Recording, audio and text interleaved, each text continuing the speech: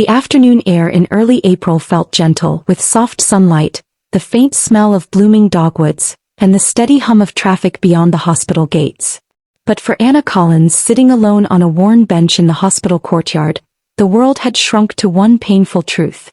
Her husband, Jacob, was in the ICU fighting for his life. Tears ran down her cheeks and she didn't bother to wipe them. No one was around to see. The bench felt cold even though it was warm outside, and she pressed her hands against her knees to steady herself. Just a few months ago, Jacob had been full of energy, strong, always laughing. He was the one she leaned on, the one who made everything easier. Now he was lying in a hospital bed, weak and fading. Anna tried to hold on to memories of the man he used to be. She thought of the first time they met at the University of Arkansas in Fayetteville. She had been a sophomore carrying too many books when one slipped from her arms. Before she could pick it up, a tall young man with sun-bleached brown hair and a kind smile handed it to her and said, "I think this one belongs to you." His voice was calm and sincere. It wasn't love at first sight, but there was something real in the way he looked at her. Jacob didn't try to impress anyone. His jeans were old, his sneakers worn, but there was something steady about him that drew her in. They walked across campus talking about their classes and their fear of finals. By the time they reached the library steps, Anna felt like she had known him longer than just an hour. Their relationship grew naturally. Study sessions turned into late-night coffees. Walks turned into evenings on his porch, watching the stars over Arkansas. He listened to her dreams without judgment and shared his own hard past, growing up in foster care. Somehow he made her feel loved and challenged at the same time. He wasn't just her boyfriend, he was her safe place. When they got married in a small church near her hometown, Anna looked at him and thought, "This is the man I'll spend my life with." The wedding was simple, just close family, friends, and flowers in mason jars. But to her it was perfect. Jacob held her hands, whispered a joke during the vows that made her laugh through her tears, and kissed her like he meant it forever. They built a good life. Jacob worked hard and Anna admired how focused he was. He fixed things around the house, planned future trips, and always made time for her.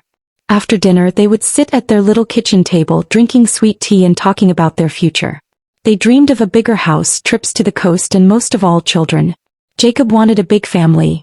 2 boys, then a girl, maybe even twins. Anna would laugh and tease him about the twins, but deep down she wanted that too. He pictured him playing with their kids, reading bedtime stories and hearing little feet running down the hallway. It all felt so close. But now, sitting on the hospital bench, her body shaking with quiet sobs, those dreams felt far away, like they had vanished.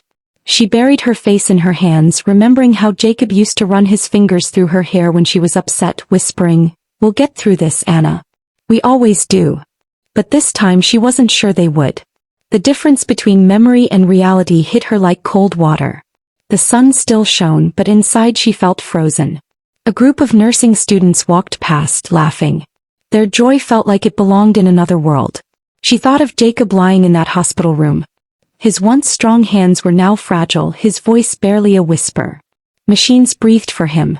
Monitors tracked every beat of his heart. Anna took a shaky breath, looked up at the hospital windows reflecting the blue sky, and felt mocked by their calm beauty. Somewhere inside, Jacob was still fighting. But all Anna could do was sit here, helpless, holding on to memories because the present was too painful. Their first meeting, their wedding, their shared dreams, all mixed with the image of tubes and monitors. She gripped the bench so hard her knuckles turned white. "Please, Jacob, hold on," she whispered. For the first time in her life, the future felt like it was slipping away. Jacob's life had never been easy. Long before Anna met him, he grew up in the foster care system, moving from home to home. Sometimes he was treated kindly, sometimes not. The word family was something other people had.